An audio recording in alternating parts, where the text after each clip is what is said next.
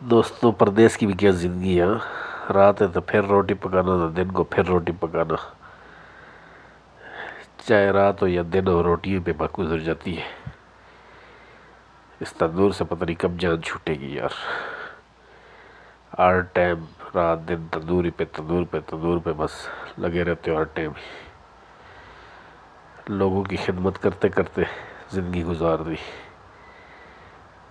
18-20 साल हो गए परदेश में, मगर रोटियाँ पकाते पकाते कब इन रोटियाँ पकाने से जान छूटेगी। सब दोस्तों से इल्तिजा करता हूँ, दुआ करता हूँ यार, दुआ करो कि इन रोटियों से जान छूट जाए। इस तंदूर जो है ना, जला कर रखती है तंदूर ने। रोटियाँ पकाते पकाते खुद रोटी बन गए हम।